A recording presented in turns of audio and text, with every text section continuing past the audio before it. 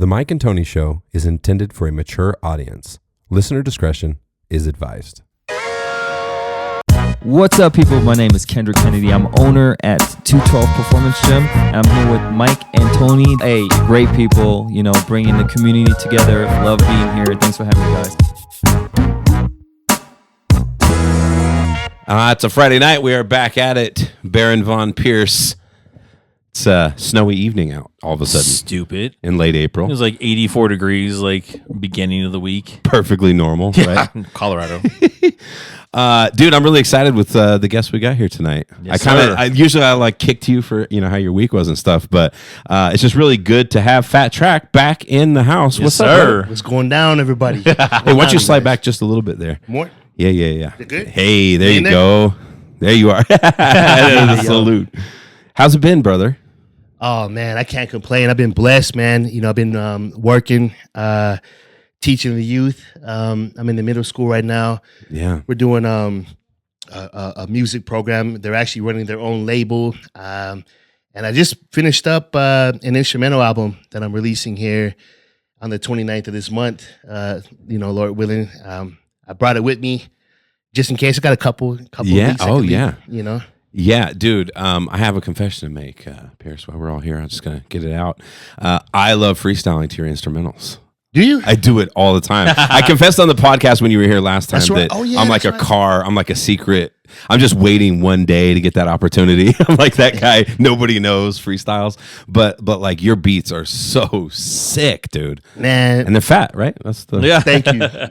Fat Trak, man. That's you know, right, and I freestyle too. My wife, she doesn't like it as much. She's heard it over and over, the same thing over and over. But maybe sometime, man, come through and freestyle over some stuff I have, or maybe tonight. I got and you know what? I even have a bunch of stuff written out too. I've got I was thinking about this. I was gonna save this. We're just like jumping right into everything. That was one thing I was gonna just throw out there for you, is because that's something else I do a lot. Like usually I'm thought of more like a Jack Johnson style, because I do kind of rap, but it's like acoustic guitar and like really acoustic bass. But we've joked about it for 10 years now that I have this alter ego just dying to get out, Professor Money. Professor Money, that's your name? Rap. Yeah. Well, my name is Tony Dollar, and so Professor Money is like the alter ego. Right? Because it's like, It's a little Slim Shady-ish. yeah. Because his last name is Dollar. Money. Right. Man, you got a good voice too. I think I really don't like the sound of my voice, but Really? yeah, no, not really. I think it's like something in between like high and low and in the mid somewhere. Like it's kind of weird, but yeah, your voice is definitely like it could really sound cool. Thanks, brother. Yeah, no, I love stuff like that, because I wrote poems back in the day and turned in all that. But we're not here to talk about me, sir. We're here to talk about you. The last time, there were so many exciting things we talked about last time, because we kind of shared the fact that both of us are in like education and music, and bringing really cool forms of audio production and music to the youth, and it being like such a great outlet for them. And one idea that stuck out, and I just wanted to ask you about it. I know it's probably still in the future, but you had mentioned this idea you had about getting like a van. A mobile studio. A mobile studio, and taking it to schools and taking it to places and educating people. Yeah. That's Lord willing, that is also in the works right now for me. The mobile studio would be, we could hit up, Urban Peak, the homeless shelter for the youth. We could hit up the VA office too. So many people with PTSD want to record, release music. I think that would be key, and then also having their own space. But I think the mobile one would be a lot more beneficial for different companies that, if they can't, come to our location, that we can pull up to them and, have an outlet for them, at least fit like 4 people within there and then 1 facilitator, When you talked about it, I was just like, damn, that's such a sick idea, bro. Yeah. Such a cool thing. And it's, and I think it was maybe partially inspired like COVID-ish, right? Wasn't it around that time, I think? Actually, was that the last time you were on? Was it around COVID time? Yeah. Damn. Yeah, that was a long time ago. It's been a while. Actually, I was working at West Collegiate Academy, and the principal there, Miss Jessica Newman, she was like, hey, during the summertime, I would like you to trick out a school bus. And I didn't understand at the time. But after she told me that, I was like, okay, that makes sense. If it doesn't have to be a full-on school bus, it could be the short one, So you can actually stand up in it, have a vocal booth, have a beat making station, and then have an area where students can learn. So that right there for me, is still on the table, still up, still looking forward to doing that. The company that I was going to run with, they actually don't do the smaller trailers anymore. They only do like big tour buses. So yeah, for the bigger artists, the Justin Biebers and all that I was gonna stuff. say like, that's like gigantic. yeah, I'm cool on that. Like I want something that's a little bit more affordable. The gas is expensive. Yeah, that's hella dope. That's hella dope. So what else have you been up to? You told me, I think it was upstairs. You just finished this album. Yeah. Oh man. So we've had 3 dogs. My wife and I, we have 3 dogs. And every November since last November, they've passed away. They were older, around 13, 14 years old. Yeah. It was really tough. Man, I just, to get it off my chest, I ended up doing an instrumental album for the last dog. Her name is Jasmine. And yeah, I actually went to Japan, picked up the vinyl, and came back home and ended up just documenting that whole Japan experience, eating out there, going to the record store there, and then I documented the process of me making this instrumental album. Just last night, man, like around this early morning, like 3 a.m., I finished inputting it into Pro Tools, just using my ear and trying to make it sound as best as possible. Yeah. Yeah, bro. It's hella raw, but I might pay for a mastering service. Normally I do. This one, I don't know. Like if it sounds good on this little small speaker that I've been teaching off of for so many years, I don't know. I think it might sound good. I just have to do the car test. When I'm in California tomorrow, when we get a rental, I'm going to check it out in the car. And then if it's a go, it's time to go. Hell yeah, dude. I love that you produce so much music, man. There's like so much stuff online already. You're just constantly writing, constantly putting stuff out. That to me is like, that's a true artist because it's the process more than it is anything else. You may finish a project and that thing, you tie it up with a bow or whatever, but you keep it moving all the time. I'm trying, man. I actually have so many albums in the vault that, from 2011 up until now, I have albums that with artists that are still sitting there. Back in 2019, I have an album that's already done beat wise and about maybe like 4 or 5 songs that are done being recorded and mixed, but out of 14, we still have 9 more to go. But it's been a process. I've been waiting since like 2019. And then every so once in a while, and I get it too. I'm not trying to force music. Music don't like pressure. So, but like 5 years is kind of a long time. So I'm still waiting. I still got my hopes up, and I'm still being patient. So this one, being able to create instrumental projects, I think has really helped me to deviate from like, oh man, like I'm stressed about this. It used to be like that. I'm getting stressed about this artist not coming through, and I vent to my wife, I vent to my twin brother, I vent on the golf course. You know what I'm saying? That way, it's all you. Yeah, it's all on me. The pressure's on me. I just started this instrumental project at the end of February. I didn't have that much time to do it, but I'm very grateful to be able to challenge myself on this one. And hopefully I made it sound as best as possible, as fat as possible too, Yeah, I was going to ask you, so when you're working on like a project like that, do you have concepts in mind before you start, or does it kind of evolve like as you put the music together and as you sort of sort through that? That's a great question. I had a sample in mind before I even started, and my wife and I love Japan. So we were like, hey, let's go to Japan, for her birthday in February. And we went out there. Was that right? What day? It was like February 12th. Oh, February 9th. That's my birthday. Yeah. Okay. Oh, and then we went out to, to Japan. We had sushi out there. We went to the, we even did go-karting at night. It was crazy. Dude, that sounds like a blast. Crazy dope, man. I'm driving in a small go-kart. I'm next to a big bus. I'm like, my wife actually ran a red light, and I stopped. I'm like, I'm not trying to get hit by a bus in Japan. I don't even know. You're driving on the opposite side of the road, like that, she was following the group. I was like, nah, I got to stop. But, that question, man, was such a great concept because, I mean, for me, the concept-wise was I heard this sample off a Japanese record. It's so hard to find on YouTube. So sometimes I go digging, internet digging, right? Yeah. And that sample on YouTube got deleted. Luckily, I sampled it before it got deleted, off my phone into Yeah. the beat machine. Little life hack right there. Get the little 1/8 inch and plug it into the beat machine. Wow. Sampled it, but I was like, I want the actual vinyl.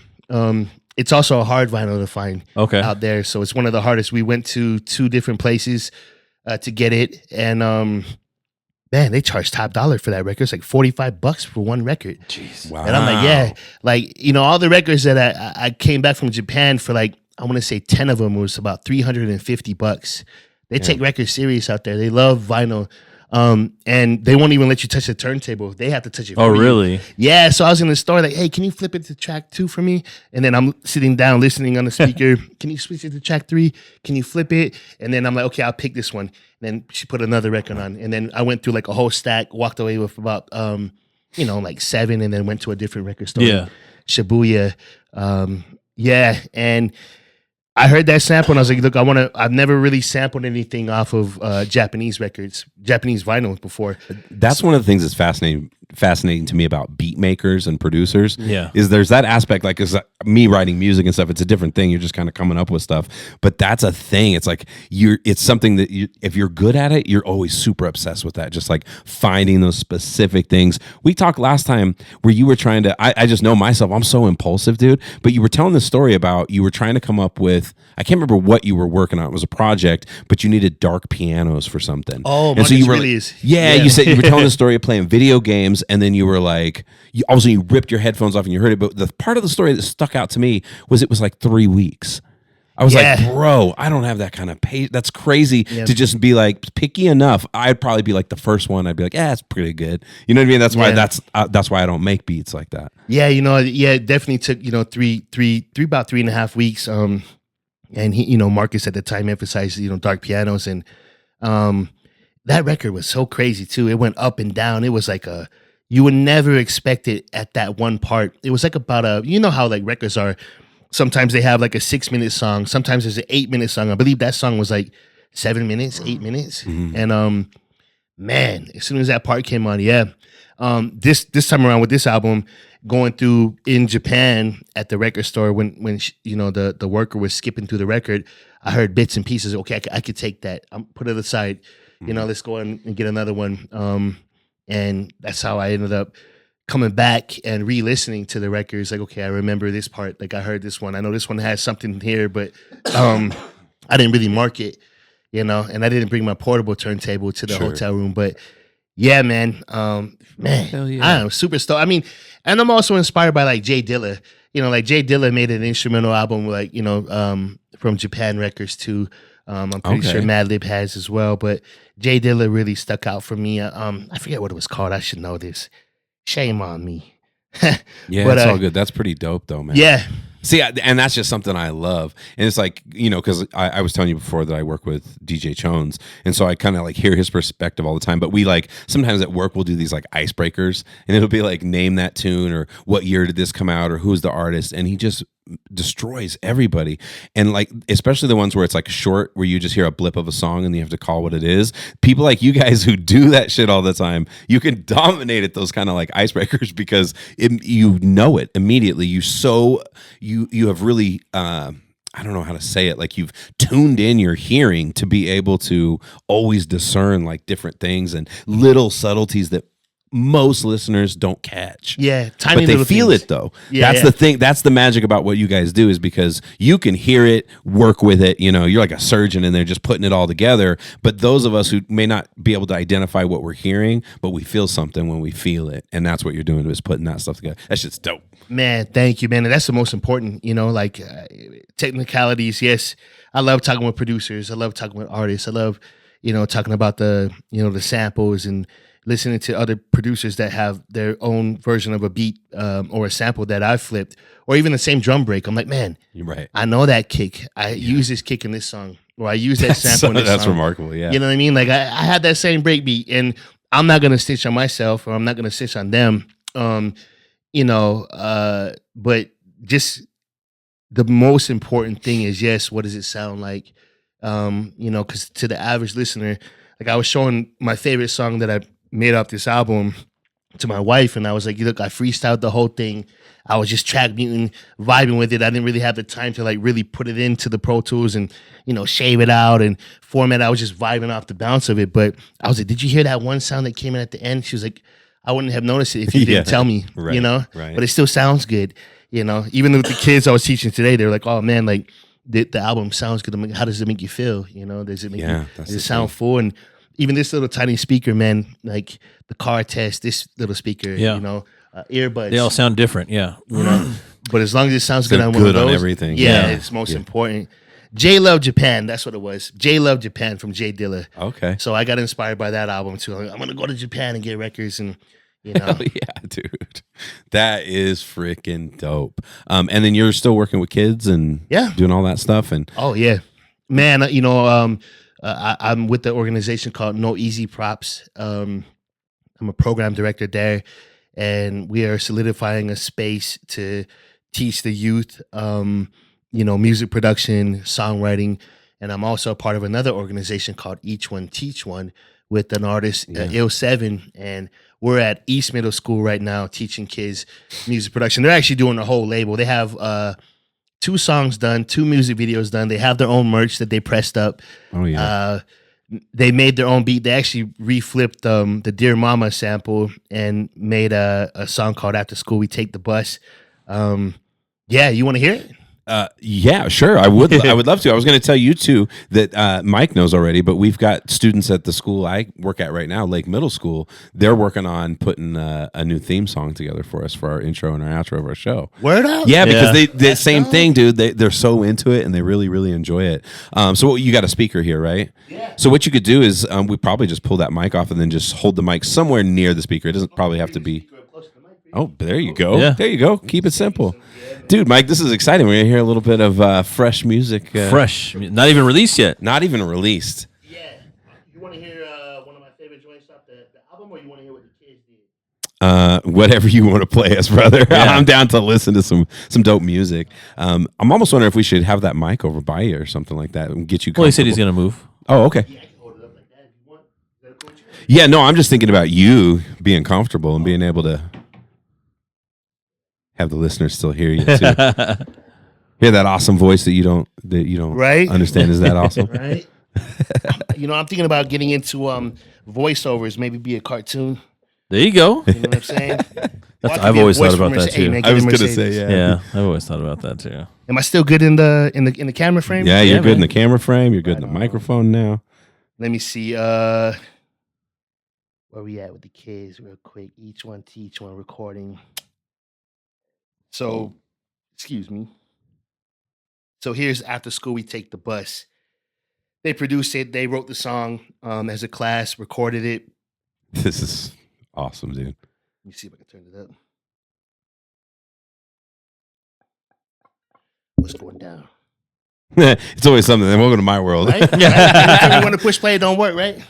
Anytime I have you everything. wanna push play, it don't work. There's so many times before the show, dude. I'll run through. I'll be here like an hour before the show. I'm just like, oh, there we Now it go. works. Hey, here we go. Okay. My bad. No, that's cool. I'm gonna shut up. I want to hear this. I'm the son of Zeus, I light the fuse. Here for the party, power in my play. I ate snacks today, go fish was the play. Hey, hey, hey. It's Fat Albert, come chill with us. After school, we take the bus. Come chill with us. After school, we take the bus. Come chill with us. After school, we take the bus. What's good about it is it's authentic, right? Yeah. Yeah, the kids made that. They made the beat. That's the first beat that they made, you know, teaching them. You know, we did a game for them in order to find the sample. So we did like a musical chair where, you know, I'm playing a record, but when the music stops, you pick 1, 2, 3, 4 corners. One student's in the middle, they close their eyes, and then they're running around the room. If they're in corner 1, and when the music stops, you know, all the while we're listening to music. Yeah. Once it stops, if they call corner 1, you got to go sit down. You know, Okay. corner 2, go sit down. By the way, how old are these kids here? 6th grade. 6th grade. Yeah, they're Okay. like 12, 13. Yeah. Oh, yeah. They also have this other track right here real quick. I'll show you. It's dope. They made called Down the Chimney. It was a Christmas joint. They made this before Christmas break. new me. Money for the wish list, external peace. Eating wings for Christmas. Selling cookies for the bit back. He wears red like the wrapper of a Kit Kat. The Grinch stole Christmas like Santa stole the cookies. Santa can't jump down the chimney. He's so fast as the Flash. He hit the gas and mash. Down, down, down, down. Down the chimney, down the chimney, down the chimney, down the chimney, down the chimney, down the chimney, down the chimney, Wow. That's cool. You know what I Damn, mean? you know what? It's so powerful for those kids to have that creative outlet. Now, so is this like an after school program, or is this in? This is during school, so Yes. we're Hell yes. last period. Dude, there's so many groups doing this now. Yeah. It's becoming when you were on here last time, I remember talking about how I was on an island with Lake Middle School because we have DJ Jones over there. They've built the whole audio production department. Yep. Kids are taking all this stuff. They're making beats. They do podcasts, all that good stuff. Yep. And I felt like, oh, nobody's doing it. Now it's just like fire, bro. And I remember you were doing it back then, and you had all these kind of ideas back then too. Yep. Yeah. You know who else was about it? Who might be? I think is going to be on next Friday. Is Avery Yeah, Jacobs? Avery Jacobs, yeah. Hell yeah, that dude. He's doing the same thing, and I found out he's teaching music and audio production right now at Legacy High School. So No, there we go. good for Yeah. him too. Yeah, you know, I think that's a need as far as like, you know, schools, they're taking away other arts. You know, even in our class, every other Friday we go to the gym. They don't have gym class. I mean, they do, but it's a privilege for them. So if they're not in English, math, or science, you know, they're in our class. But if they are, then they can't join our class. In our class, Sure. I know that these students sometimes they might get bored. You know, nowadays they're so bored. They want to be on their cell phone and all that. So having an outlet like going to the gym, you know, letting them run it off on a Friday and then Monday, let's reconvene. Yeah. You know what I mean? Yep. Like, because sometimes when I bring in the whole setup and they're like, nah, mister, it's too much work. I'm like, yo. Damn. Yeah. I would if I had this class when I was in 7th grade. Right? Yeah. Bro, I know. man, I'll be on already. You know what I mean? On already. I mean, I got this. I don't know. Do you want to hear one more? Yeah, let's off go. The album. So this is off the album. Yeah. Off of Jasmine's album. It's my favorite joint that I made off of it. Exclusive. And now this is Exclusive. wait. So and this is from the album you just finished last night. That's what he said. Just last Jasmine, night. yeah. Okay, I'm Yeah. gonna shut up right now. Yeah, this one's called Sunsets on Hole 12. I live on a golf course and used to walk with her. All the dogs we play on Hole 12. My wife and I, we would sit down and, you know, towards the end, you know, sit down and watch the sunset with her. So, yeah, this is a new one.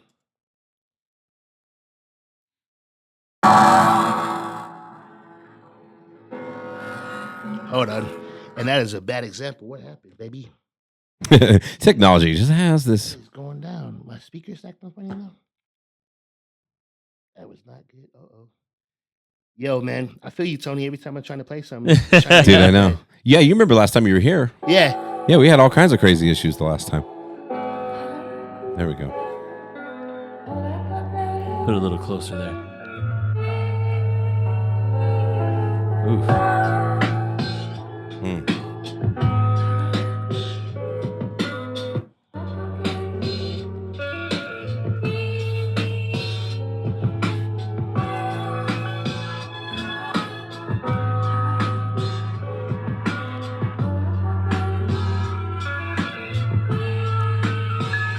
You got a freestyle? You want me to? Tune it up my headphones. All right. Yo, I'm coming in first. I do not come in last. We're right here free flowing, freestyling right on the podcast. It's Mike and Tony, no phony be Tony. When he's on the mic, no baloney be spitting Tony. Whether or not you like it, it's like the punchman Spike. We're getting crazy tonight. You know this shit just hits right. It's Friday night. Let's go. Come on, Mike. What you know? Give me that country's flow. He has a mean country voice. Just so you. Not my best work. That was not my best work. Whoa. Yo. It's a freestyle. My wife's gonna hate me. You ready? They call me go. Fat Trak. I'm laid back. I ain't paid yet, so you won't see me rolling through your hood up in no Maybach. Sucker people over there, me chilling over here, smoking on the square. Yeah, I hail from the streets of Whitefield. Tell me how you feel. Is it real? Tell me how you feel. I make the baddest beats you ever heard. Yup. You know what I mean? I do the same rap over everything, but what do you think? I love it, dude. Dude, Wait, this was that beat off the tip of the dome, or was that pre-written? Or you just rap? That's the number one rap I always rap Yeah. over every single thing I ever do. Oh, it's just one you just take around with All you. the time. Okay, Anytime cool. I make a beat, if I can't rap that to it, can't no artist get on the beat. Okay, Mike, you're up. No. Wow, this is one of the most interesting episodes we've ever had. We're having some music play, Yeah. do a little bit of free flowing. I wish I hadn't done that. Yeah, now, was hey, good. now It It's all right. It was good. It was like this is forever now. Right, love? She's like, oh no. For everybody that's listening and they can't see in, his wifey is in the studio. She's in the corner. yeah, she's over here, She's so mad at me right now. nestled comfortably away from all the madness. Yeah. right here. What'd you think? Dude, Man, love that- it, bro. Yeah, Love it. that's sampled. You said off of Yeah, for Japanese oh, record. dude, that was yeah. That was so good. I love all the stuff that you put together. Like Yeah. I said, I can't. It has like that chill hop vibe. Yeah, totally. And I'm Yeah. a big fan of that. We've talked about Yeah. that before. Yeah. But I was hesitant in the beginning because, like, as soon as it started playing, I felt the urge, and then I was like, I want to be respectful. I know that the album means something to you, and I wondered what that's like. What is that like when you have instrumentals? Do you decide like, yo, this is instrumental? This no artist is gonna, no rapper. I'm not gonna rap. Nobody's gonna rap over the top of it, or does it just depend? Or Wow, that's a really good question. Like they're always open for rapping, on it. I'm always open for I would say just the right material, you know what I mean, to be rapped over it. Like I don't really get down and subscribe to all like the negative stuff. Like sure. Yeah. Like if an artist wants to get on it and rap something real to it, I mean, it's gonna be put out there as an instrumental. But Someone you're can rip open it. to like if an artist has some vision of like, oh, I think this is Yeah. the theme, because you may have had something else when you were putting it together, and that's just Yeah. Oh yeah. just go yeah. with the vibe, bring them together. No doubt, man. I'm always open. The right artist, the right song. I'm not against anything. Like even with the freestyle, like it's Yeah. cool actually hearing words over it. I mean, I'm so used to listening to instrumentals, anyways. Because I make them so much. Yeah. But yeah, no, I'm open. Yeah, I was thinking because that one almost had kind of like that swing to it. I was like, there's it just really depends. Like there's so many different ones, but like that's my favorite thing to freestyle over is like those lo-fi, chill hip hop beats. And I told you last time I was here, I've thrown a few of yours in there. They're on the loop for me, just because there's something about that, dude. It's so it feels like atmospheric. You Yeah. know what I mean? There's like so much in that in the music. It's like Yeah. thick, Oh man, and that right there, comes with like the layers that I try and incorporate with it. I want to make sure that there's bottom end. I mean, there's a track on the instrumental album that doesn't have any bass on it, which is cool. I left it like that. It's just a kick, a snare, hi hat, and the piano. But it was what it needed to be for me at that time. I didn't want to like over think it. Plus, I didn't have that much time. Yeah. I'm not the best musician, but I also like to collaborate with other musicians. But I really appreciate that, man. Like, the atmospheric. Like, I guess, I try and incorporate all that. Like, I want like the highs, the mids, the lows, everything there. With this new analog setup I have, I'm able to like really boost up the mids where I usually had an issue with in the past. Like, I had to go back in and put up those mids. Like in that one, you can actually hear the different layers and separate it, from the highs. But the highs are not overpowering. The mids are right there, and the bottom end is still like carrying it, Yeah. Damn, that's hella cool. How often do you write like lyrics and stuff like that? Do I write? Never. Never. You never the do that. beats, You yeah. just I like to freestyle. I just do the freestyle, that same freestyle. I mean, The same freestyle. yeah, that same freestyle over and over and over. I performed that in so many schools, I can't even remember. I performed it. Now I just did it on the podcast. So like, I wrote one for our school. Remember that? Yeah. During COVID times, I made a video where I rapped over. It was a Dre beat. Yeah. Can't remember what it was. It was the dun dun. So dun, cheesy. What was it? Damn it. Still DRE. Yeah. That was it. What's your? Yeah. It was still DRE. Yeah.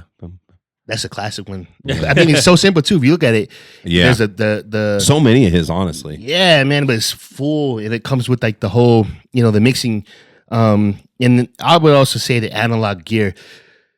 A lot of new age music it's in the box. So like you're in the Pro Tools, right? You're in, and I use Pro Tools too. But before I even come into Pro Tools now, what I've done was on this album I really tried to like, I would say like utilize the analog gear. Shout out to EA Ski for that, but also to utilize. There was a like this old school. Remember that old school mixer we were talking about with like Doom? Yeah. With the use. Oh yeah. Yeah. So I actually, you can see right here.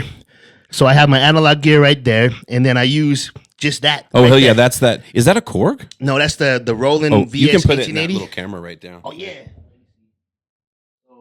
Oh, back up just a little. There you go. Hell yeah. Yeah, I use that right there. You know what I'm saying, to record the whole thing.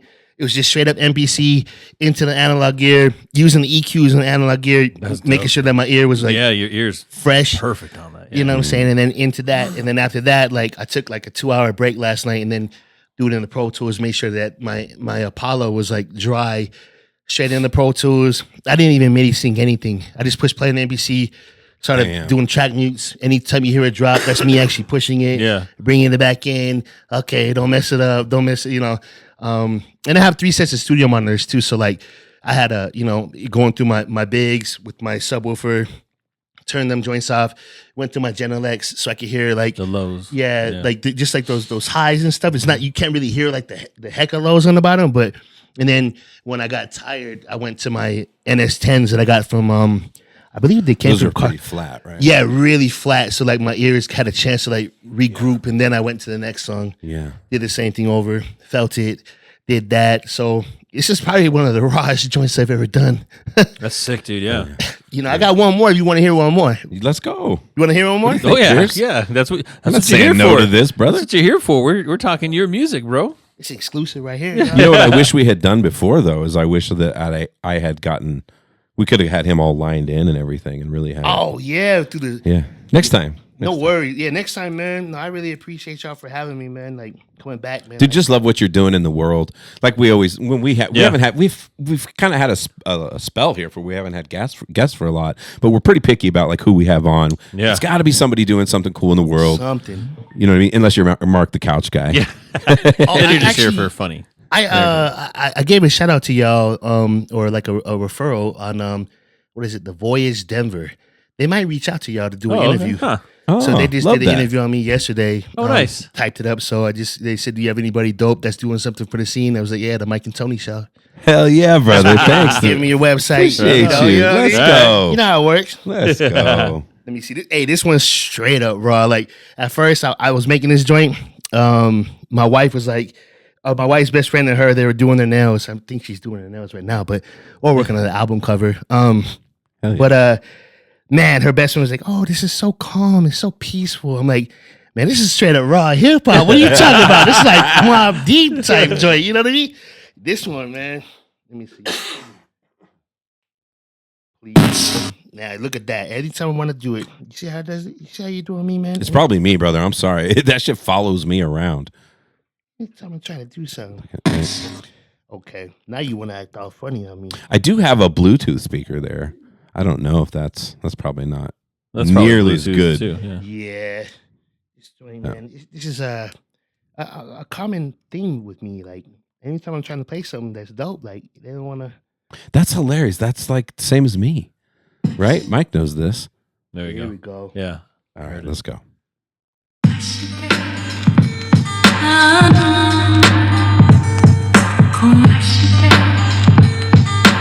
Straight up hip hop. I didn't have time to do drum drops and nothing like that, but Anyway we wanna flow, anyway we wanna go. Always gonna keep it dope, cause that's how I do. I'm jumping rope and kicking these lines. I'm gonna do it cause you know I'm never paying the fines. I'm going 150 and a 75. Doesn't matter cause they're never gonna catch me alive. I'm gonna take the dive cause you know it is jive. We're gonna kick the music now cause we're keeping it high. And that shit is so good, bro. Dude, It's got a that does have that super hip hop. hip hop, right? It's just so mellow. It's calm. I'm like, yeah. Oh, Come on. bring it in. Look at that. With the minor all of a sudden.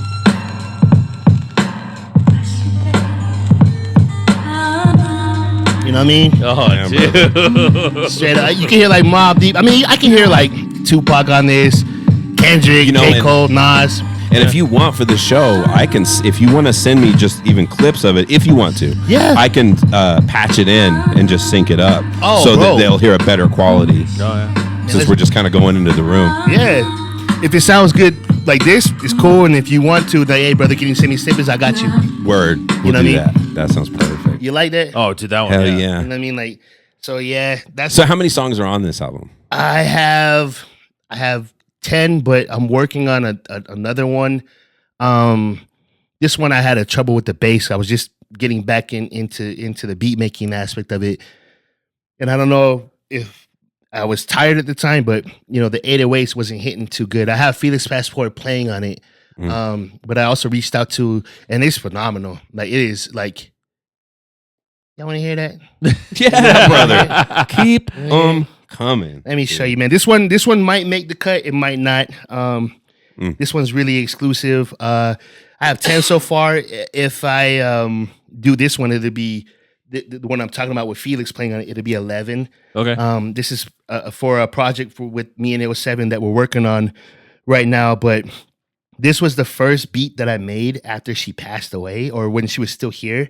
Like right before, so I titled it "For Our Jasmine." You know, me and my wife crying. I'm crying. Like when I got the instrumentation back from Felix, man, I bawled my eyes out. You know, Yeah. it's super sad, man.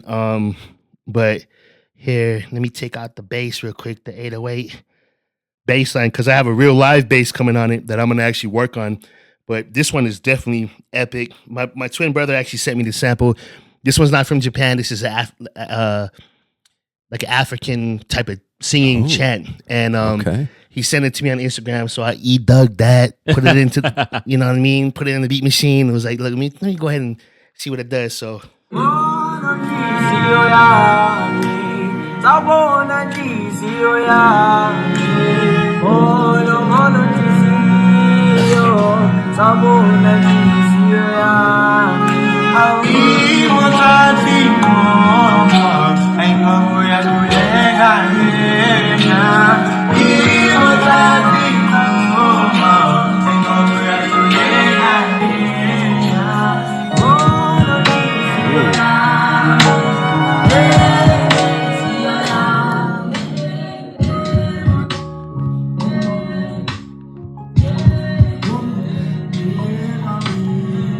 yeah, I'll put the bass in.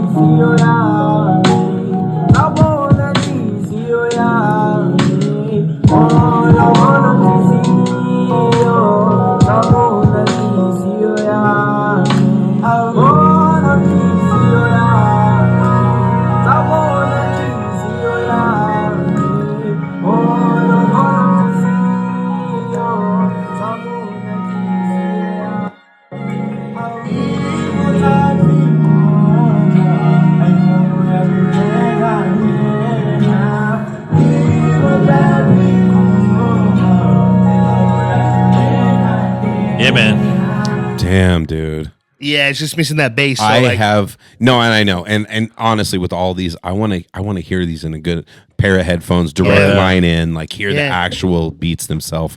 Because for the listeners, for anybody who's not like an audio head or whatever, I mean, when you're playing a speaker into the air through a Sennheiser, it's a whole different experience than if you've got those headphones on and you're hearing all those little nuances, all that little stuff. I will tell you though, bro, what we just heard, I've never heard anything like that.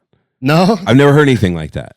Yeah, Would you, man. have you, Pierce? I mean, like, I don't know what to, there's nothing, my brain was like searching for something to connect it to, but the crazy part was there was so much feeling in it. Like, I felt a certain kind of way. I felt like relaxed. I saw it was like a sunset. You know what I'm saying? Like, it just made me feel like, and like, and it felt epic, right? It felt like Oh, yeah. we were in a very important moment. Have you ever thought about doing anything for like movies and stuff like that? You know, it's so hard. I have, man. You know, when I lost my job at working as a college recruiter for 10 years, I used to be a college recruiter at the Community College of Denver. Broke my foot, ran out of all my medical leave, got fired. Plus, I think they were looking at a way to fire me anyways. You know what I mean? Because I was just different. You know what I mean? I was just different. Like, I would tell students the truth. But at that time when I got fired, such a blessing, man. I used the unemployment money that I had, and I ended up going to a lot of sync summits to meet up with music supervisors. And, you know, I try to follow what they said, like, oh, remember, you know, what jacket I was wearing, and reach out and, you know, keep it normal. And I'm like, okay, I get that. Building a relationship is normal, but it's so hard to get into the syncing game. And those who are, they gatekeep it. Yeah, and I think that they think that there's like not enough money for everybody, but I believe that there is a lot of money for there is, dude. everybody. Like, man, you know, I've done 2 or 3 commercials for Kavita. It's that Pepsi brand. I actually produced 2 or 3 commercials for them, and they paid big bucks for those beats, man. This one could be one of them. You know what I mean? Yeah, I started making a whole bunch of my instrumental music for sync is different from this one. It's I would say it's more on the trap side. It's more on that side, in my opinion. You know, and then I try and get with live musicians like my twin brother playing guitar or a bass guitarist, and then I might. Here's another tip: I might use some record pops, so it sounds like it's a record, but it's not a record. Oh, sure. You know what I mean? It gives it that crispy. Yeah, but somebody told me, "Oh man, like your drums got to be tighter." I'm like, "Well, to me, I mean." It's what gives me my feel on the beats. They're We not talk a lot quantized. about that in music. To me, that's the number one thing that people want. I think people just want authenticity in music. Sure. They want that shit raw. Because as an acoustic guitar player, my whole life when I was recording music and putting it out, I was always trying to build some giant band I didn't have. You know what I mean? I was always trying to replace people in the studio. And then as soon as I started just recording acoustic guitar, just turn on a mic and jamming it out. Sometimes I'll go to a metronome, sometimes not. It's the best. It's the best. It's just because I'm a songwriter for me personally. And I think that's what people crave. It's like, it's not the perfection, dude. No. It's not the like everything's dialed in magically. It's not that. It's just like what we just listened to. I was just like, I was in a trance. You know what I'm saying? Oh man, respect. Yeah. I really appreciate that, man. For reals, dude, you are a very gifted dude. and I know that it's easy to say that and we just talk like, oh, people just have like natural abilities, but that's hard work. There's no way you get to this point where you're producing this kind of music when you haven't put in the miles. You know what I'm saying? 100%, man. That those 10,000 hours are key, you know, and I really respect, you know, that, man, and also the times where, you know, my wife wants to, you know, hey, you want to go out? I'm like, no, just go. I got my 12 pack of Corona. I'm good. Go have fun. You know, I'm going to be here in the studio and really, you know, work on it. Like, there's been so many times that I've skipped out on a lot of stuff and, you know, honed in on this, making beats. I've made beats in headphones, you know, for a long time. I've also, you know, just really, if I'm not making beats, I'm looking for something. I'm looking for, like, you know, I'm listening to vinyl. If I'm cooking, like I'll cook and I'm listening to hella vinyl, or, you know, if not that, then I'm searching for break beats, just trying to make it fun and engaging for myself, so it doesn't become like, oh man, like, so now when I hear something, it's okay, I had that. Oh man, I had this one break that I want to mess with, or, you know, even putting together my own drum kits. Like, I have my own website now on YouTube, where they're allowing me to have my own store, which is cool. And I'm selling my drum kits on there. I'm selling my albums on there. I'm selling tutorials. I'm actually doing you know, I got merch. I got this Digging with Strangers hoodie for the series I'm running on YouTube. It's producer Digging with Strangers, man. I go out around the world and I around, you know, to different vinyl stores, and I dig with strangers. I ask a stranger, hey, can you dig for vinyl? And bro. I send it to a producer around the world to make a beat off of. So, like, man, like, you know, it's just keeping myself, like, those type of things. Like, this Jasmine album, definitely, like, it's gonna be I would say it's a vlog. It'll be the making of it. So it's gonna show my travels to Japan. It's gonna show me eating in Japan. And then I'm gonna switch it up into, like, okay, this is the first beat that I made, and then I'm gonna go back into the Japan footage, and then I'm gonna switch it back up. That you know, sounds sick, so bro. yeah, Dude, that's exciting stuff. Dude, going into like vinyl stores is just ridiculous. I remember years back, I went to this DJ place in Chicago, and they had two guys on turntables in the store, like, and they were just going back and forth, like, and they pass it off, and the other guy started doing a beat to it and everything like that. But yeah, they had vinyls like crazy, had CDs like crazy, like stuff you wouldn't find like anywhere else. Like you were saying, hard to find stuff, and this is mostly like a DJ place, Sure. where you can get those the hard ones and a lot of the stuff, like, because back in the day, in my 20s and late teens, I was big into Euro trance. I remember you telling me this. Euro trance and Euro house and stuff like that. And so having those beats there and seeing them DJs, yeah, like vinyls are slept on. A lot of people. Yeah. Oh yeah. And they have the best sound quality too. Yeah. Like the sound quality of a vinyl you can't match. Like anytime I can sample, I'll sample off a vinyl. That's the ultimate goal. Majority of my albums, I want to get them pressed up. A vinyl is like hella expensive, but I'll eventually get them pressed up sometime. Digitally, like, because if you release it on Spotify, Apple, they also they crush it. It's that MP3 and it's crushed and everything is like the loud war. Whereas vinyl, you can hear difference. Yeah, or it's we've talked about that before too, where Apple is way different than Spotify as far as the volume settings and everything like that too. And we're like, I think Apple still does that the spatial sound. Yeah. When you turn your head, you can hear like the different things and everything like that too. It's trippy. Yeah, it's crazy. Yeah. But yeah, no, man, I'm all for vinyl. I'm all for like this is straight up analog gear. Just even though it was digital, like you can't. Yeah. In my opinion, you can't really replicate that sound. Well, you're fine tuning it there, right then and there. Yeah. Oh, yeah. Right then and there with the EQs, and then into that digital workstation, that was my Pro Tools at the time. But even with that, it's like the spatial. My mastering engineer on all my albums, I used to send him. He said, "Hey, man, how do you get your stereo imaging?" And I'm like, "Well, I run it through that." He said, "Man, because I don't have to do any of that." I remember we talked about this because I was like, I still have the D3200 in the closet over here. Yeah. I should take it out. I mean, I don't want to do the podcast with it because it's so long. Forever. The file's so ridiculous. But maybe I should because I was going to say it tonight on the show too. I'm going to put out an album this summer, Mike. Okay. Remember, because I've told you I've been slacking. Yeah. Like I have all these songs I'm sitting on, and I just haven't been motivated. Started getting motivated. I started getting into the studio recently. Start putting some stuff together.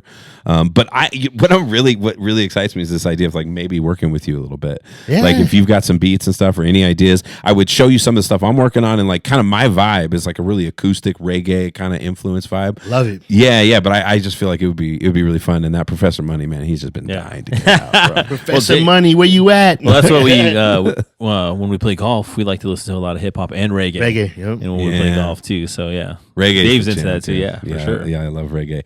So we've talked a lot about your music. There's definitely still more to explore. Not to take it off the table completely, but on this show, I really like for us to get to know the person. Sure. So I want to ask you a couple of questions. Right. So when it comes down to time, like time is the thing that is limited for all of us. For you, how do you spend the majority of your time, or how do you think of your time? Do you regiment it? Do you break it up certain ways? Do you go with the flow? Like, how does that work for you with time? Man, that's a good question, man. Time, you're right. No one's promised tomorrow. You know what I mean? When I had dogs, I'd go to work and walk them like 2 or 3 times a day, half an hour a piece, and then hit the studio, go to work full time, cook something, spend time. My wife and I would spend time, watch a series. And right now with my time, like, just trying to stay busy, stay focused, keep the programs going that I'm trying to run, as well as, travel around. I'm trying to like maximize my time as far as, like balancing the YouTube, balancing the teaching, balancing the travel. Like my goal now is to travel around everywhere as much as I can. Go, and meet producers where they're at. Like before COVID, my idea was, like, I ran with this show called Digging with Strangers, but before that it was going to be called Digging and Cooking. Yeah. I remember the cooking part. That Yeah, you the did cooking. I was gonna yeah. cook for y'all and meet with y'all, but with the time, man, like man, just trying to stay busy as much as I can. How do you manage? How do you prioritize the time? Like, where do you put your time? Like, where are your like top rocks you put in your jar or whatever? Man, the top ones, I would say I like to go on a bike ride now. Since it's been like cold, I'll bike ride, then I'll cook, and then I'll, make music. That's the bulk of that, as well as I have to put some time aside to read the Bible. Haven't been on it as much lately, but I need to get back on that. But I love that about you, dude, because you don't talk about it a lot. Because sometimes that's something that I'm sort of like sensitive to. I grew up in a weird Christian environment where like some weirdness was happening with churches and stuff like that. So from a young age, I kind of had that like pushback against it. So to me, it's like I never like it when somebody's just walking around all the time talking about their religion and I pray and I'm praying all the time and Jesus, Jesus, Jesus. And then there's people you look at and you're just kind of like, man, they just seem like they just live it. And so I like that because I remember picking up on it before. I don't know if you've ever even exclusively said it. Yeah, I'm a believer, man. We have a clothing line. It's called 1631 brand. It's actually from Acts in the Bible, Acts 1631. That's what it is. It's the title of some of your tracks. And Yeah. don't you have an album? Two of It's got them. like John 3:16 is one of the songs. Yeah, The Way to Heaven 1 and that's where it 2. was. Yeah, just trying to help, like not like enforce it on you. I mean, time, no one's promised tomorrow, but like when we die, where do you go? There's just something to think about too. So, the most important thing for me is I'm thankful for every day. I'm thankful for every blessing that I have. Yeah. I'm thankful for my ear. I was just thinking to a guy last night, hey, thank you for not letting my ears go out last night because I was getting fatigued on this album. But Does that happen to you sometimes where you just go too long and then your ears just Yeah. That's why I switched between those sets of monitors. But then I also have like my boy Tyler, man, shout out to you. He normally gets the music first, and then he's like, hey man, on this one at this second, it was too high. Can you turn this hi-hat down by, negative 5 dB or negative 0.5? And that's always been a help for me. How do you know when you've hit that point of like exhaustion with your ears where you're like, oh, they're kind of... When I can't tell, like, does this sound good if I, put it in this monitor? And did I hear that change? I need to just step away and take myself out the studio. I bet, dude, you get so close to it. Go outside, you know what I mean? Get some fresh air. I'll save everything, turn off the equipment. Like last night, I got fatigued around 9 p.m., and I didn't start back up until about 11:30 p.m., midnight, and then finish it off. Put it back into the Pro Tools. So I was like, man, am I really second guessing myself? Like, is this really? Yeah, am dude, I as really somebody who ready makes to go? music too, there's something so valuable about that because I have this tendency to just go and go and go and go and go. But when you take some time away, it's so exciting when you come back. Because you're like, oh my God, it's fresh ears, fresh everything. Fresh everything. Like, okay, this sound good. Okay, I need to turn that down. I need to retry and do it. That's why I brought the speaker in. Like even with y'all, like just to help me out. This has been a help for me, like hearing it outside from the little hiccups. But even in my class today, like having the kids like, hey, what do you feel? Do you like it? They're like, oh, it sounds good. Like that to me was like, okay, this is confirmation. I did do a good job. Yeah. I love that you have that too, because I think as artists, we all just want to create what we want to create. But I think there's an aspect you have too, and most successful artists have that, is where you want people to like it. You know what I mean? Yeah. You want to get opinions. You want to hear when things are off. That's why I love this dude. He's always been my number one. As soon as I'm working on something, I send it straight to him because he'll be straight with me. He'll let me know if something's not sitting right or if he doesn't like it. Yeah, the non-biased opinion, that's so important. You need that. Yeah, if you always got a yes man, like, oh, I love what you do, like, yeah. Sometimes I don't make, like I said on that one track with the African sample, I messed up on the bass parts. Sent it off to my twin brother. He's like, man, the bass was off, and I'm like, I kind of figured that, but thank you for telling me. Like, reached out to a real live bass player, and I'll see how I can fit it within it and then make it on the cut. Okay, I got another question for you. What's your go-to, like, I need to elevate my mood song? Ooh, What do you that's a good one. put on when you need to, like... Go to elevate my mood song. Oh, wow. So what kind of mood? Like, is it elevate like in a happy way, elevate like a motivated way, or any way you want. Anyway, just the go-to? Mm-hmm. Wow. Oh, man, I have so many. Okay. I would say, That's my... That's your one? Probably. That's a nice gun. Yeah, and That I'm not like a huge Black Eyed Peas fan or anything like that. But Yeah. something about that song, dude. They put out bangers though. Yeah, would they say- really did. They do. Yes, that's very true. Diamond Mine by Nipsey Hussle, Ooh. Dr. Dre, and Ty Dolla $ign. That one is really inspirational for me. Man, yeah. It's crazy. My boy Tyler was like, "Hey man, it reminds me of a beat that you make." I'm like, "Bro, I don't know, man. Like, yo, for real, like, you really feel like that? Yo, that's what's up." Like, but that one, just the whole layout. Like, shout out to Alchemist who produced it. I think DJ Khalil or DJ Dahi, one of those two. But yeah, no, man, like that song right there. Okay. It's got everything, man. It's got like the hardcore in it. It's got the mellow in it. It's got the R&B in it. So it's got like all of those elements where it's like it has the hard parts, but it also has the softer parts. Yeah. And then I think Martian Bro. Is Martian Bro just let me see, man. If I want to get motivated, my go-to song, no doubt, my go-to song is Rick Ross, Hustlin'. Oh, If you want to get something done, you put that on. You feel like Cat Williams said, you feel badass. You're just like hustling. You're like you could do that song and do anything. That's funny. We used to.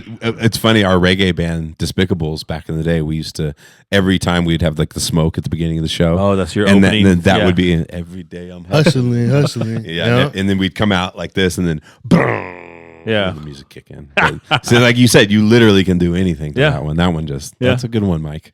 Yeah, I mean, that song was produced by Mike and Keys and Alchemist and Dr. Dre. My bad, y'all. Oh, good brother. Yeah. Our listeners just writing us like crazy. Yeah. Right? How dare he? How dare you get that wrong? Yeah. What drives you in general in life? Like, what gets you out of bed every morning? What pushes you forward? Like, what is your driving force? My wife for sure. Very grateful for her. Good answer. That's a good answer. Yeah, know, She's right here. Especially, she's right there. So perfect I actually answer. use her in an interview too. No, and I mean it though. I mean it too. Like they're like, oh, I've been begging my what's wife the to come biggest on thing? here. We've been doing this Yeah. shit forever. She won't come on. My wife, man, she helps supports me through everything, thick and thin. Man, another driving force would be to Lord willing, be able to have a kid. Another thing. I love to have my own daughter. It would be dope. Girl dad game. Put her hair in a little candlestick, little thing. Let her pick out her own outfit. Show her how to produce music or golf or whatever they want to do. Yeah. That's another driving factor.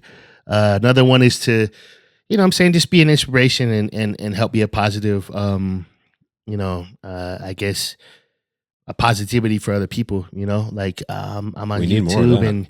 You know what I mean? Like just trying to teach the kids. Also, that's another driving factor. And just another factor is, God, man. Like I'm blessed to see another day. I'm blessed to wake up and be breathing the air. I mean, that's one thing that's constantly free is air. I'm grateful for it. You know what I mean? I'm grateful for that. I'm grateful for my studio. Another thing would be just the ability to, move around. Travel around, like go to different places. Like, Where's some of the places you've been? Because it came up before after the show, right? yeah, We're talking about your connection to Guam. To Guam, yeah. But yeah. since he's been on the show, he's also gotten married. yeah. He Oh was yeah, in the- yeah. he was in the Philippines the same time you were in the Oh, Philippines. I Yeah. forgot about that. Congratulations, Yeah. you two. Oh man, the Dang. Philippines, Because man. where were love you in it. the Philippines? Yeah, in June. No, I mean, what places? Oh, were what you play? in? Bulalakaw. Okay, and you were in. I don't know where that is. We were up in They're in- Angeles City is where we were.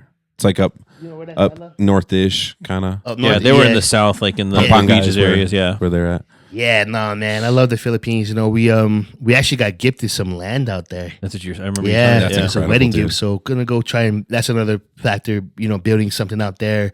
Maybe an Airbnb. Maybe I don't know, some type of business. This to is where- crazy. This is You know? crazy because he was thinking about that too. Him and his wife were thinking about buying some land out there. Yeah, and it we're actually pretty set at this point that we're probably going to retire in the Philippines. Yeah, Yeah. man. Why not? Hey, did you guys see that Vitali dude though? At all in the Philippines? You see that joint he did that IRL person? No. No.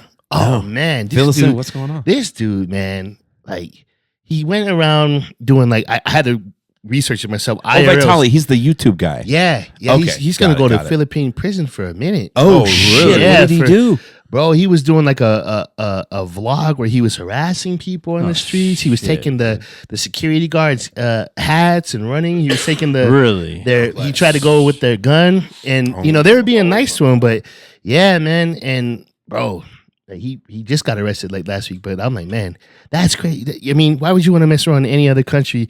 Not even here in general, but like you don't want to mess around nowhere. But it's that whole trend to me of those guys like pranking random people and doing all Yeah, that stupid. shit. It's weird to watch those guys aging. You know what I'm saying? Like everybody, they were so huge when they were like 19, 20, 21. You're watching some of these guys; they're like in their 40s, and bro, 40s, and you're like, like, dude, still just out doing there that, huh? Yeah. fucking with people. Yeah. I kind of feel that way on YouTube a little bit too. Someone's like, "Aren't you too old to make beat making videos?" I'm like, "Yeah, I guess," but to tell you the truth, but you're like, bro, wait, but you're here. yeah, exactly. But you're here watching my video. My hair did turn a little bit white. Nah, dude. I think if you, like you said, it's just great to be alive another day, breathing air. And if you are, use it, dude. Do whatever you want to do. Every moment's a good time to me. And like, I hate the whole too old or too young or too whatever. I think we all got something to learn from each other. You know what I mean? Yeah. You're never too old to do anything. I mean, no. There's been like actors and musicians and stuff like that has started off later in life. Oh yeah, like more than ever recently. It feels like for sure. And in hip hop, it's the only genre that people are claiming that you're too old to do it. Whereas like if you go to any rock and roll concert, like a Journey concert, they pack out stadiums. Oh, dude, yeah. Really old. You know what I'm saying? But there's no last year I went to age. Yeah, last year I went to the Journey, the what is it, Def Leppard concert. And yeah, dude, Cheap Trick was there still. Cheap Trick is still fucking going on, dude. He's like, I mean, that dude is fucking old. And was it amazing? Yeah, it was good. See? It was at Coors Field. Yeah. The place was fucking packed. yeah. I mean, yeah, there's still, I mean, yeah. But and that is true, though. That is true. Mm-hmm. Because if you see like an aging hip hop artist, and they're playing like at like the Fillmore. Right. Or like the Cervantes, like the smaller-ish venues, versus when they were doing like, big ones. arenas stuff. and Yeah. stuff. Like kids these days don't know who Method Man is. They don't know who Nas is. He was just on The Masked Singer. They don't know like Really? They know too Yeah. I watched that show, Masked Singer. That's an interesting and it's so show. funny because when there's people that get on, because I like music a lot. When there's people that get on and they're like, because what the concept of the show. I don't know. Have you ever seen The Masked Singer? No. So the concept of the show is they're in a costume. And you don't know who they are. Oh. And they give you clues and everything like that. And then they get on stage and then they start singing. And you're like, oh, and like people are like, oh my gosh, that's the whole point. You got to see how far they get, with their costumes on, their mask on. And then, if they get voted out, then they have to reveal who they are. Well, like there's like a few people that I knew right off the bat, like who they were. First one was Lil Wayne. Lil Wayne was on Masked Singer one time. Yeah, he started singing. I was like, that's fucking Lil Wayne. And everyone, they were like guessing. And I'm like, how does nobody fucking know this is Lil Wayne? This is Lil Wayne. He has such a unique right, voice, dude. And then this season, Method Man was on. And he started singing, and I was all, that's fucking Method Man. Right. And they were like, what? Like, they're like, what do you mean? How do you know? I was like, dude, that's Method Man. How do you not know that's like Method Man? Yeah. And then he got revealed, and I was like, I feel It's like I want to Method Man. watch this show because I'm like that. How his ear is for like Yeah. everything music. Yeah. I'm really good at recognizing voices. yeah. like I'll be able to tell. Like they I don't heard have that just dude. musicians on there. They also like actors, actresses, okay, like stuff like okay, that. okay. But they'll give you clues and stuff like that. And what's that and joint called again? The Mask? The Masked Singer. Okay. And it's on Fox. Okay. And so it's on Wednesday nights on Fox.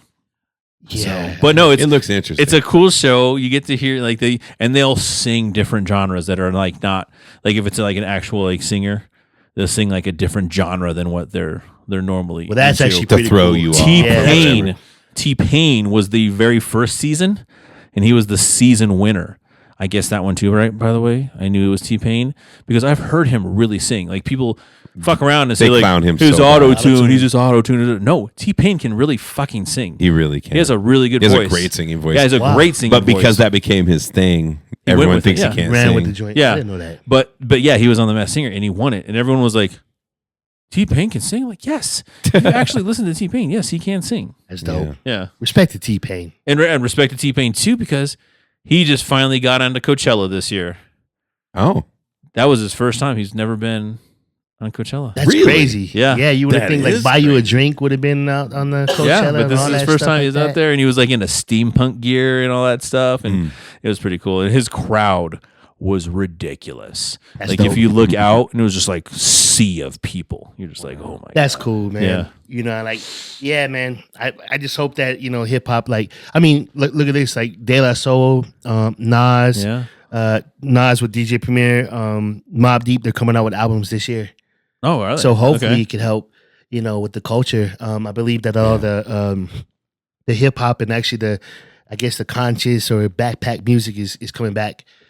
I believe so, at least. You know Yeah. what I'm saying? Like, I'm What are ready your for it. thoughts on like newer music and stuff? Like a lot of the newer hip hop that's coming out now. And Trash. Yeah. My boy Brian, man, always sending me some stuff, and I'm like, bro, like, No, I it's don't- trash, bro. Yeah, it's trash, dude. Like, I was just sending him something that's I mean, trash. like Kendrick, he's still yeah, it's oh pretty man, hot when all the stuff that Yeah. he comes out with. But yeah, like a lot of this stuff is trash, dude. It's Yeah. like somebody asked me that too. Like, well, what do you consider one of the best hip hop albums of all time? And I was all like, really? They're like, yeah. I was like, Nas, Illmatic. yeah, we've talked about this Yeah. before. 100%. That no. College Yeah. Dropout, like there's so many Doggy right, Style, right. like a whole Yeah. bunch of, you know, I don't, man, I really don't listen to music when I drive anymore. I haven't had played the radio in my car in the last like few years. I would say very seldom. Very seldom. When I was riding around with my dog, we listened to this Kanye West beat tape. That was it. But I don't listen to the radio outside from listening to like sports games, like the Nuggets or the AM one. Right. But I don't. You're rolling. Well, somewhere. everyone Yeah. always accuses me of listening to like the same stuff all the time. Hey, me too. They're Me like, too, you man, just bro. listen to the same 4 songs Yeah. all the time, bro. I'm like, yeah, Yeah, because they're I know good. what I like. I'm the same. I'm the same way. I Right. can't knock that, bro. Outside from listening to vinyl, I don't really. I'll pay attention to some stuff, but When I do find don't something know. new though, I will play the fuck out of it. Yeah, Like I will Repeat. listen to a song. Like Yeah. I told Tony one time, what song was I told you about that I was like I listened to like 40 fucking times in a row one day. I was Oh, like, I I just can't need remember to what it hear was. this fucking song. Yeah. And, We then said it on that the led to the podcast, conversation about Whitney Houston. We put that Whitney Houston song on. All Yeah. of a sudden, me and my wife were just sitting on the couch, just like I literally Yeah. had tears. I was like, she was so fucking talented. It was unbelievable. yeah, oh yeah. So good, dude. Yeah. Whitney Houston. I wish I could remember what that was. You know, but because I have teenage kids, I got a son who's 18 and some daughters who are teenagers. I hear new music all the time, and sometimes I hear stuff I like. Like one of my daughters is really into Frank Ocean. Do either of you familiar much? Yeah, we were with talking this? about this last week. Yeah, it's that one song that's always stuck in my head. I can't get it out of my damn head. It's such an earworm. Is the super rich kids with nothing but loose ends? Super rich kids with nothing but fake friends. You ever heard that song? No. It's so funny how like I hear these songs, and then like students at school, if I rap any lyrics or say sing a song that's like one of those songs, they freak out because there's this gap too. You know what I mean? Yeah. What You they- know that song, Mister? Yeah. right. Exactly. Exact words too. Yeah. Or that's what Callie will say sometimes too when she like hears when she's like singing a song and I'm like, oh shit, and I start singing it too, and she's like, you know this? I was like, girl, this is like from the 90s, bro. I'm like, Right. Yeah, it's so funny that TikTok does that. Yeah. Because did you see hear me stop myself from saying the TikTok? Yeah, yeah. Such an old The man thing. TikToks. Yeah, it's on the TikTok. They got these. But that so many times my daughters will hear it, and then they'll hear me playing like the original song, and they're like, "Oh yeah, I know this from TikTok." And I'm Right. like, holy shit, you got to listen to the whole song. Yeah. It's a great song. Yeah, I mean, Not that's the coming 30 back. seconds. Not Yeah. the 30 seconds. I I mean, know. a lot of newer songs they're sampling and stuff from the 90s. Oh, yeah. The way I look at it now, and I had to like really take a step back and Ninth Wonder, he's a music producer, was saying that, hey, you got to figure, like we were sampling when I started making beats in the 2000s, in the 70s, right? So that's like 30 years. Yeah. 80s, so that's 30 or 20 years back. Yep. We were like Now 20 we're years 90s. back. Yeah, Yeah, so like they're yeah. bringing back those joints, and I'm Yep. like, well, that makes sense. Yeah, it Then does. you go and search from It is some, trippy, like though, the right? Brownstone CD and Time stuff, going you know? by like that. You're I like, know. what the hell I know. is- That's what I was saying too. Like, I remember when I was a kid, like Cool 105 was like the 50s and 60s, like on the I radio. know. Cool 105, and now like Cool 105 is like an 80s station. You're like, I know. oh man. I know. It's funny how time goes like that.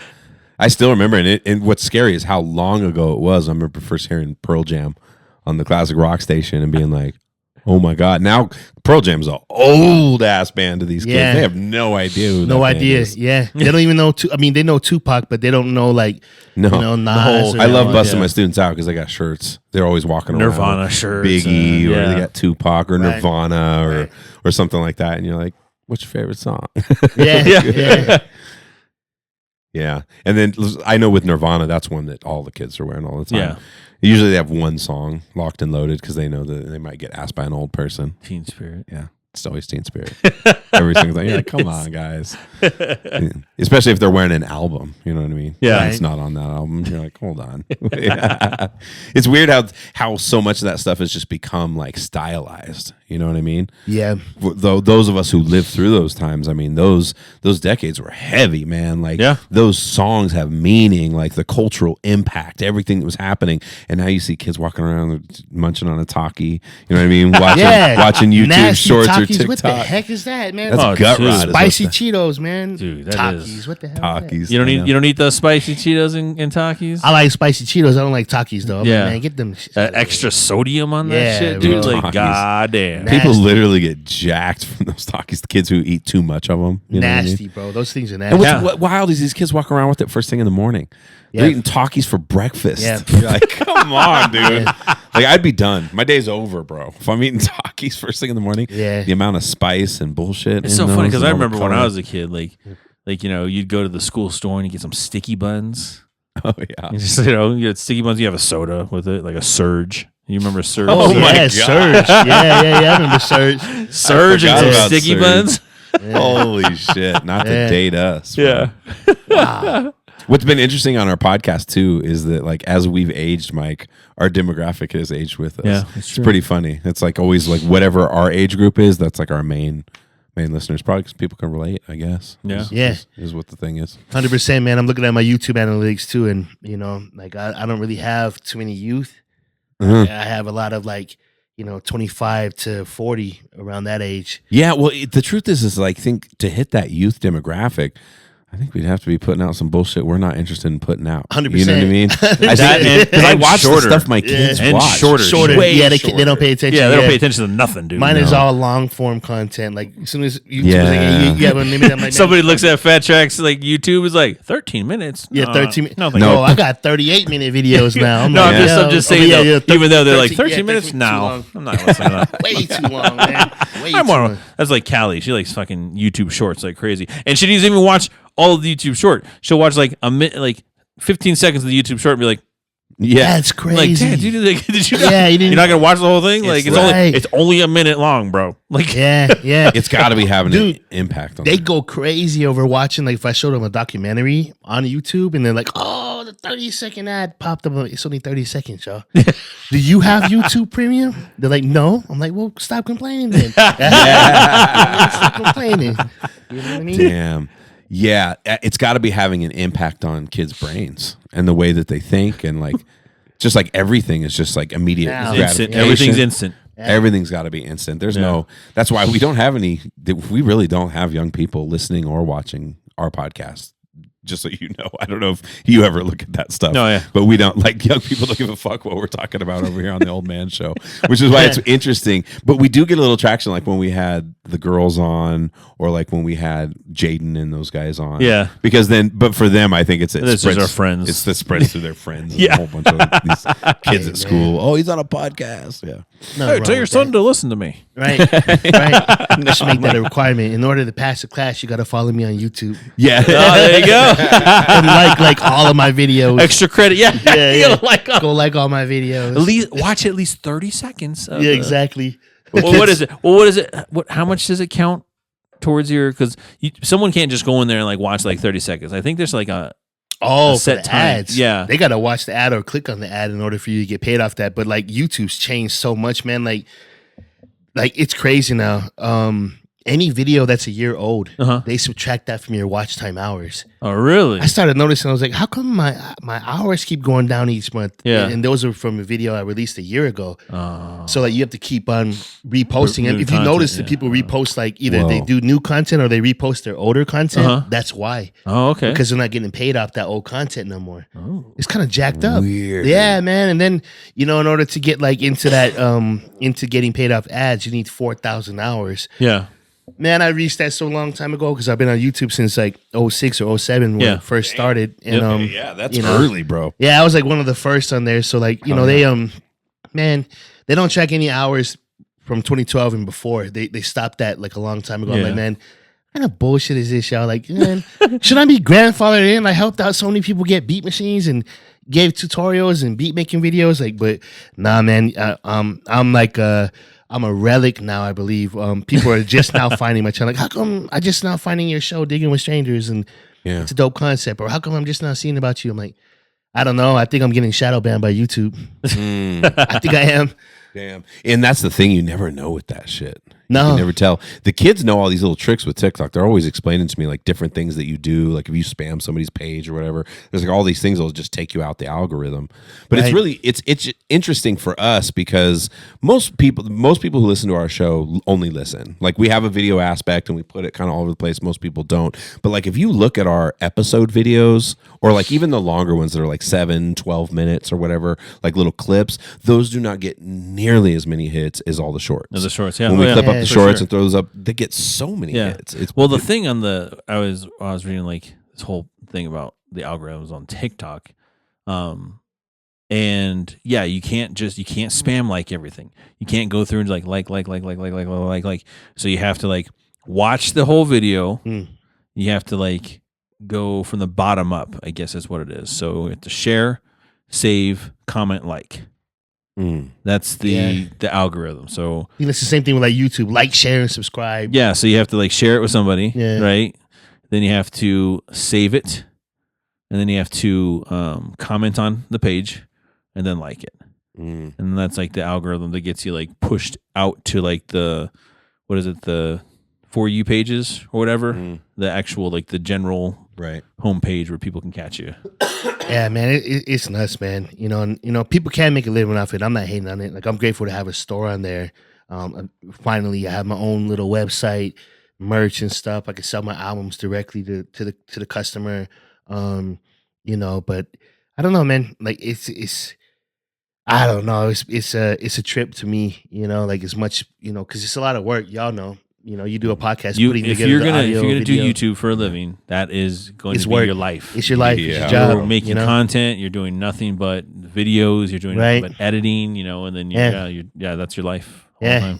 Like even my computer, like it doesn't work anymore for Adobe. I had to get another computer because it's outdated now. Like, Yeah. I mean, So fast. It happens so quick. fast I'm like, what now, the heck dude. is going on? I know. But Just like I our don't know. phones, just like everything. We're always eh, got to get the latest stuff. that's the game that they're playing, man. It really is. Because I remember the last time you were here, we talked a lot about that, like those old beat machines and those old Korg D3200s and all those kind of things that, like that stuff is, I don't know. That stuff to me is really important and it's not going to ever get old. To people who appreciate what it does, Right. You know what I mean, and appreciate what you can produce with that. It doesn't get old. It's better with age, man. It's like a Right. fine wine. Whereas so much of the stuff now, I mean, it's all garbage. It all Yeah. like, and I think we're all probably pretty convinced when your shit starts getting old, because some people take good care of their stuff. They want it to last. It just starts becoming obsolete. It starts doing weird things. It's no longer compatible with the new charger that they've got, and Right. you know what I'm saying? It's like you're force fed the new stuff. You always have All the to be. time, man. You know I've what been is so having that for a weird long is like time. the how you were saying like it's proprietary stuff. Like now that like Apple has like the C cables, right? Yeah. Those C cables don't work on the on Samsungs. Really? Because it'll get a thing like I'll get is like not to maximum charge. You cannot whatever gives me like a thing. That's Is not able to charge as much. As please use the What's right Apple doing equipment. to those chargers? Yeah, to I don't make know, them do dude. that? That's weird, right? That I think is- they're doing it to the batteries too. Like, look at how many batteries you have to run through in an Apple phone. Like, Oh doesn't yeah, and I charge. know as a guy, I'm a Mac guy, too. and we all know because we use Macs at work too, and we all know don't use a different charger. Yeah. Only use your An Mac Apple charger. charger, Because if you yeah. use something else, it starts fucking with the battery. You start getting weird issues. Right. Is that shit? That's got to be intentional. They I just think it is. I think it really is, man. And money making, you know, and then you have to buy this adapter to make this plug work. And they took that sure. 1/8" plug out. Like, why the hell you took the 1/8" plug out? That's so important. I know. I You know? know. I gotta go dude. get this $10 little adapter thing now. Like, what the hell? Yeah, that's the thing. You're always got an adapter for something. Mhm. That's the fucking annoying And part. then you lose it, too. changes so fast. Yeah, and then you lose it, or your kids steal it. Yeah. Oh yeah, Tony is the Yeah. Tony's has his house is notorious for chargers missing. yeah. I've learned to survive in this environment though. I pack shit away. I label mine. Smart guy. I mean, in the class I'm teaching at too, we had 4 iPad chargers. We're down to 1. Okay. And I'm like, yeah, you guys are responsible for that. You know that, right? Yeah. They're like, we don't have it, mister. I'm like, I take that one, I put it in the closet, lock the joint up. Yeah. Right. You know, Yeah. it's a privilege to use the charger. No, you can't use it. It's wild to me. It's wild to me. Middle school kids, they're like bulls in china shops with anything you give them. Yeah. I swear, like we have right now, we're doing angles and stuff in math, and so we're working with protractors. And rulers. Protractors, yeah. Break like 3 every freaking day. Bro. Like every day, there's and I'm not talking like super rude or like I was like, what are you doing? How did this break? Or they'll Touched leave it. and there's a piece of it on the floor. Right. Like what Yeah. happened? Not to mention, I think kids just carry pieces of paper around with them and just tear them into little tiny spitballs and just fucking drop them everywhere. Sprinkle it over the floor. All the time. Little shreds of paper. You're like, why did you shred this paper into Right. 612 pieces? It's all over the floor. What were you doing? Yeah. Where's the broken math pencils work? everywhere. I'm like, Yeah. I Broken- know. broken That's- pencils everywhere. Okay, that's a pet peeve of mine because that's the only thing that we ask our kids to bring. We supply everything. We're like, just bring one good pencil to school every day, and you're responsible for that. One pencil. Nobody brings them. So to try to break the habit, we give them golf pencils. Those Oh, tiny yeah. little because they Yeah. hate them. There's no eraser, Yeah. especially in math because if you mess up, you have to scribble Yeah. instead of erase. Doesn't matter. Doesn't matter, dude. I just re-up on golf pencils constantly. Yeah. But I'm also that teacher that's like, I'm probably making the problem worse because I appreciate a good pencil. Yeah. So I carry like high quality mechanical pencils with me. Yeah. And I like surprising those good students. I'm like, Mister, could I get a pencil? And you're like, Yeah, here you go. here you go. And they're like, oh, Man. thanks, Mister. I'm like, keep it. yeah. Hey, where's that pencil I Remember gave you this. yesterday? yeah. Take Oh, I good care know. of it. Yeah, exactly. Exactly. I don't give it twice. Yeah. I'm like, don't come back to me. But I have those students who will use all the lead up and everything, the erasers all down to a nub, and they bring it back and they're like, Mister, do you have any lead? I'm like, take a new one. Look There at you you. go. Use Yep. it. Look at you standing Yep. out over here making a pencil last a And whole here, week. and here they are, That's and here they were just going like this. Look at it's a needle. I'm sticking Yeah, myself. yeah, yeah. Remember I used to do Yeah, that? yeah, Yeah, I'm putting lead in my body. Oh, And then it breaks like oh shit. yeah, the stupid things we did. Actually, you know what I have? I have What do you- I have a dad joke about pencils. Okay. Is this from that same listener? Yeah, that's from been- Michelle. okay. Yeah. Do trees poop? I don't know. Of course they do. How else do you think we get a number 2 pencil? Okay. Number That's 2, very get much it? a dad joke there. And why do cows have bells? Because their horns don't work. That's pretty good. That's a good one. And then last but not least, for Michelle, is what do you call the Terminator after he retires? Terminated. Yeah, that's a good one. That is a good term. The Exterminator. Oh, okay. Exterminate. Oh. I thought he changed his name to Terminated. Okay, all right. So we still got the dad jokes coming. Yeah. This is becoming a regular thing It every is week becoming a now. regular thing now. Yeah, yeah. We actually have some. You want to do it? Yeah, we have a little this week. Yeah, of the, let's do a fun facts. Let's Yeah. hear it, So today is National Animal Cracker Day. bud. Okay. Okay. The first animal crackers were made in England in the 1800s, but they didn't become an American favorite until 1902. Animal crackers. Wow, they go back, huh? Yeah, Probably changed the recipe. yeah. Mm. The Barnum's animal crackers, Sure. Barnum's Yeah. Bailey Circus. They originally had a string on the box. Remember back in the day? Yeah. That's so kids can hang them from Christmas trees. That's what that was for? Oh, Yeah, I thought they like just a put little it on like like cheapo It was like ornament. a handle or something. Yeah, You a just little pulled it cheapo around. ornament. Yeah. Okay. So today, over 40 because they're still sold those Barnum's animal crackers. Damn. Over 40 Longevity. million packages of Barnum's animal crackers are sold every year. 40 million? 40 million. Damn, people really do eat I those. thought it was like goldfish would be more popular than those, but that's pretty Oh, cool. yeah. I bet they are. Goldfish probably. They probably Goldfish sell a is- shit ton yeah. of goldfish, especially all the different colors. Or Cheez-Its. Cheez-Its I mean, are I said good. different colors, all the different types. They have different colors. They have do. red I know. ones, I yeah. know. I know. Yeah. I see But them. Cheez-Its are bomb too. Oh, If yeah. you get like those the Tabasco Cheez-Its, So good. I always like the white cheddar. white cheddar is good. Pretty I've been solid. in the Ritz crackers. That's my favorite Ritz- cracker. yeah, That's it's a my good daughter. buttery She cracker. loves It's a Ritz good crackers. buttery It's all cracker. buttery Yes, and buttery, Just breaks sweet. up out in your Yeah. mouth. yeah, it's like Yeah. a right amount of crispy, but Yeah. still kind of flaky. Yeah. and- Yeah. Today's also National Exercise Day. Okay. Right. So by just 10 minutes of a brisk walk Hmm? can actually improve your energy and your mood. Just 10 minutes. Yeah, it's funny. We overlook those little things all the time, right? That's why people say like walk it off, right? So walk it off, man. Walk it off. Yeah. Yeah. Walk it off. 10 minutes. Yeah, it's really true. Sometimes you just need that refresher. Laughing for 15 minutes burns the same amount of calories as 5 minutes of jogging. Damn. That's pretty cool. Yeah. It makes me remember when I was a kid and we would just be laughing so hard, like falling Yeah. on the ground. You felt tired afterward. Yeah. Have you hung out with like your Yeah. homie for like 3 Yeah. hours? You guys are just fucking making Or jokes the you're whole laughing time. or smiling so much your cheeks hurt. Yeah. Yeah. They love to- Yeah, it's like, you're you know, tired. facial Yeah. workout. Yeah. Yeah, so also exercising boosts your brain power. So after 30 minutes of cardio, your actual memory and your focus improve. I've That's true. experienced that. You know, get a little cardio in during Yeah. a study session or something. Yeah. You'll lock in afterwards. Well, that's what Dave was saying too when he used to walk the dogs, like Yeah. 30 minutes Yeah. at a time, right? Yeah, 30 minutes at a time, man. Just yeah. 3 times a day, come back. I mean, if an artist came to a session and they're still trying to figure out, the recording, hey, I'll be right back. Yeah. And there's 30 the minutes added walk. element, not just the exercise, and in that case, you got the relationships with the dogs, but also I think it's being under the sky, bro. Just like Yeah. being outdoors and being outside Yeah, sunshine. does something for us. Okay, today is also National Piñata Day. Okay.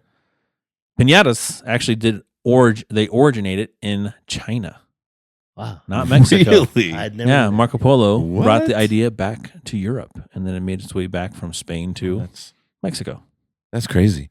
Yeah. Before you do the next one, I did want to ask you what was the Guam connection? I was racking my brain today trying to remember. That's Are where he you, was born. you were so you Yeah, were Mom. born in Guam. No, I was born in Widefield, Colorado Springs. My mom is from Guam. Yeah. Oh. Yeah. Right. Yeah, my mom, That- my mom's side of the family. Because in my whole family, I'm like, it's this like mythically awesome place.